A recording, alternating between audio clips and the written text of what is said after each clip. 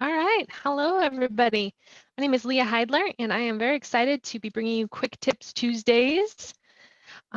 Just before we get started and jump into it, let's go ahead and talk a little bit about our upcoming trainings. Already coming up tomorrow, November 18th, we're going to be doing a training.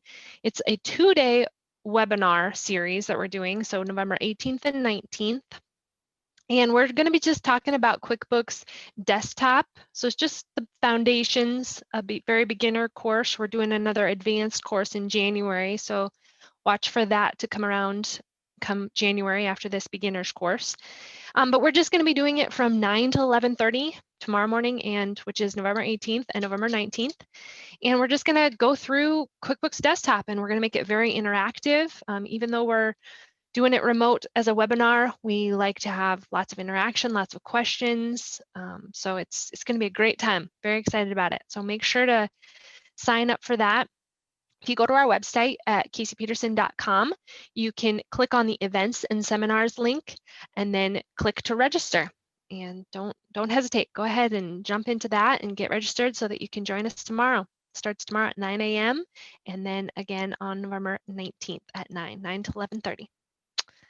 All right, well, let's jump into QuickBooks Desktop. So today I've got Desktop open, and I'm just going to give you a quick tip today about how to void stale checks. So this is something I see a lot in my profession, that people like to get their bank reconciliations cleaned up.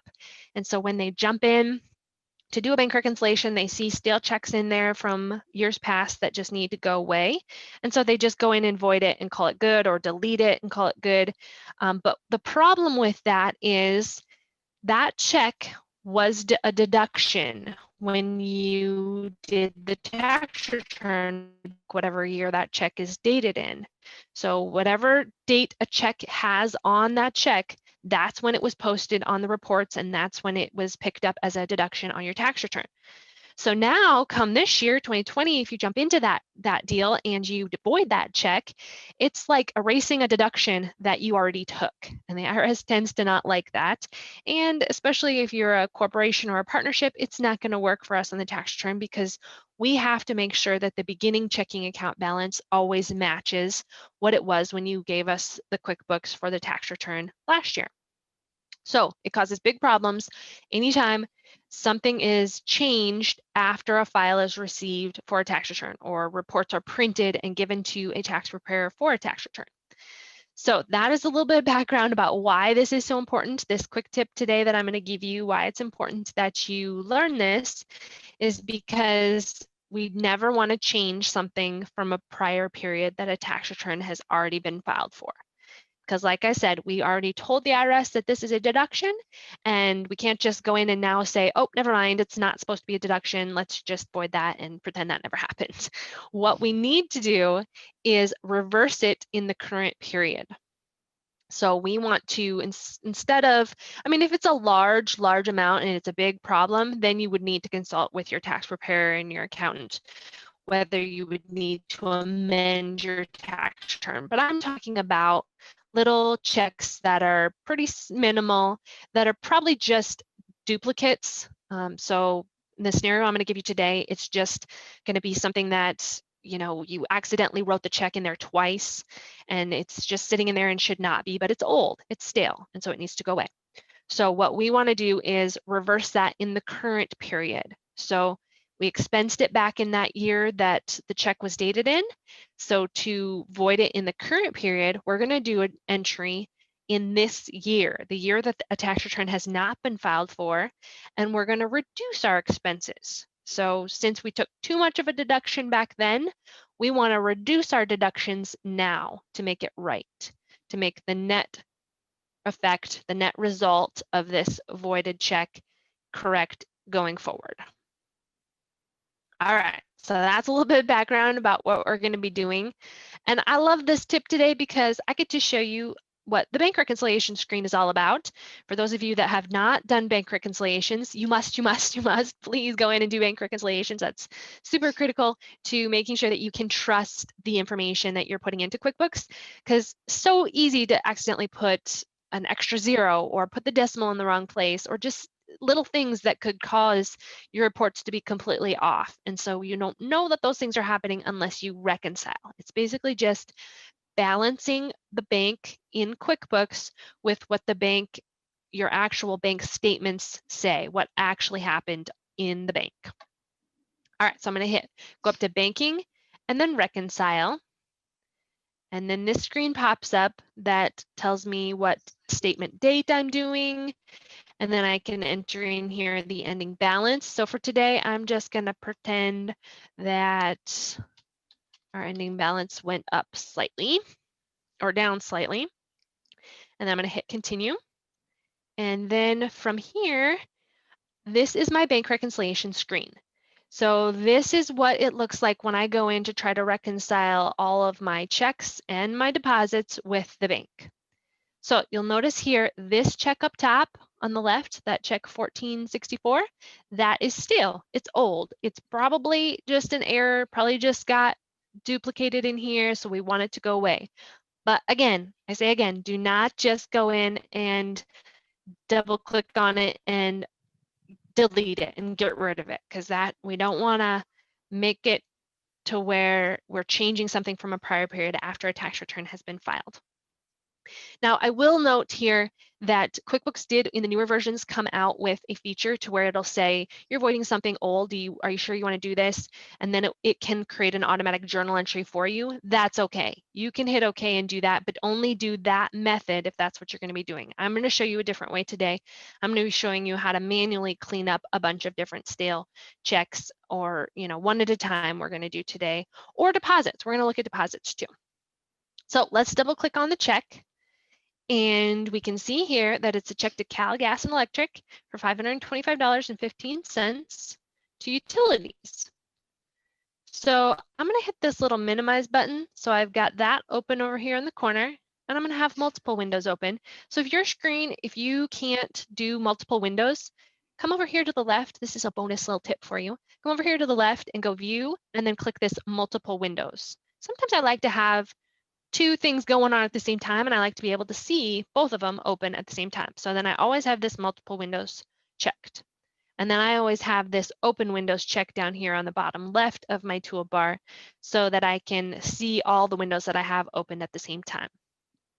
Another little quick tip, if you are working in QuickBooks all day and you get this totally full of windows all open and you don't want to go in and close each one of them, go up here to window and hit close all. That will just close all the windows that you have open, because if you have your settings in QuickBooks set to where it will, when you close out of QuickBooks and open it again, it opens all the same windows that you had open the previous time you opened QuickBooks. It can get to be a lot. It can take a long time for your QuickBooks to open if it's trying to open all these windows and remember all these windows that you had open the last time. So whenever you're done with QuickBooks, go to window, close all. Another little quick bonus tip. Okay, so we're going to void this check in the current period. Now, I know a lot of you think journal entries are super scary, so we're going to try it today without a journal entry. So those of you that like journal entries, super simple. You can do it that way. Come up here to company and make general journal entry and reverse this check in the current period. So in whatever day today is, or the first of this year, you can do a journal entry that way. But that can get confusing for the average person. So we're going to do the opposite of a check. So the opposite of a check is a deposit. So I'm going to come up here to banking and make deposits. So we're just basically going to reverse this check with a deposit in the current period. So this one was dated in 12/15/2018. So we're going to go ahead and change it to today's date and reverse it. So we're going to use the same account that this check was originally posted to, gas and electric. So we're basically reducing the expenses. But now I want to make super good memos here, because if somebody was to look back and see my work and see what I'm doing, this wouldn't make sense that you're doing a deposit to gas and electric on today's date because you didn't actually have that money going into your checking account. So I'm going to put a very good detailed memo. To void check number, I'm going to put my number right in this this memo right here, originally dated, I'm going to put the date of the check so that people can trace back and find that check, because that check's not going anywhere. It's staying in your QuickBooks file. We're going to clear it off here in a second, but it's not going anywhere. So leave the check as it is, but put good memos of what check you're voiding so people could trace back to it and figure out what you're doing here. So originally dated 12/15/18 to gas and electric expense. Check is a duplicate, voiding as of 11/17/20, something like that, to give good detail to whoever might look back at this. And so we're going to make it for the same exact amount as the check is. And then we're going to hit save and close. Make sure it's going to the same checking account. If you have multiple checking accounts, make sure that the accounts here at the top are the same. All right, so we're going to hit save and close there. Close that. So then we're going back to our bank reconciliation. And now you can see we've got this check up here that's stale, just sitting here stale. And then we've got the deposit that we just created over here on the right. So when we go to do our next bank reconciliation, we're going to check both of them off. That's how we're getting rid of it from the bank reconciliation screen. So you're not actually voiding, deleting, we already reversed it in the current period. Now we're clearing them both off. So you can always clear an amount off from the check column and the deposit column if they are the same amounts. They cancel each other out. So that's how they're going to go away from your bank reconciliation screen.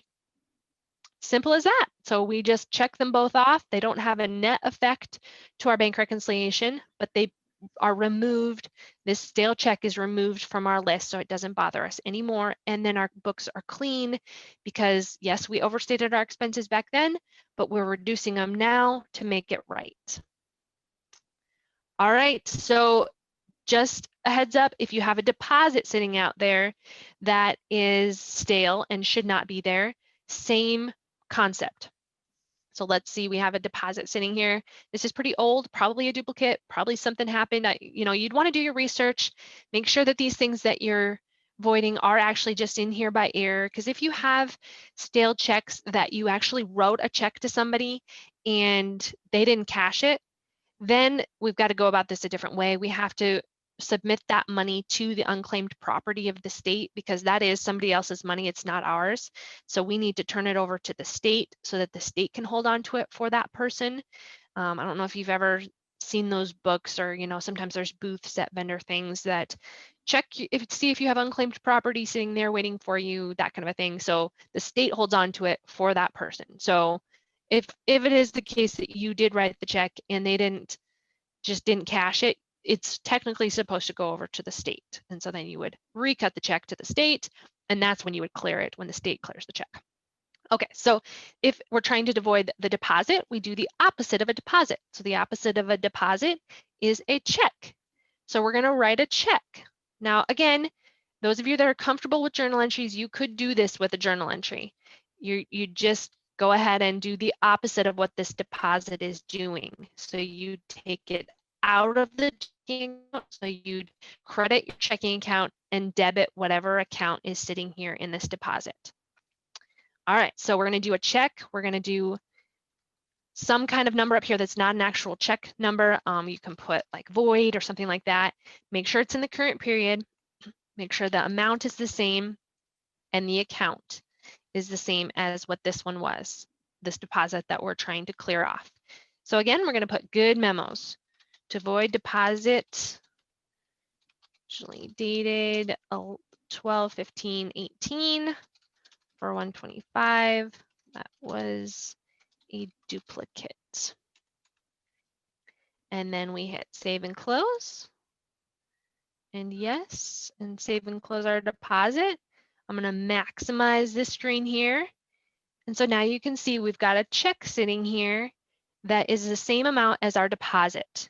So voila, we've just cleared off two stale things that were sitting there bothering us every time we did our bank reconciliation. And we just did it by doing the opposite, but in the current period.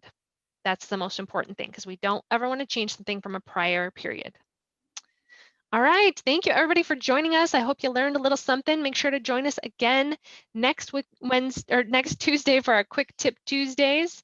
We'll do it every Tuesday at 10. So make sure to join us again. Thank you, everybody, for joining us. Appreciate it. Have a great rest of your day.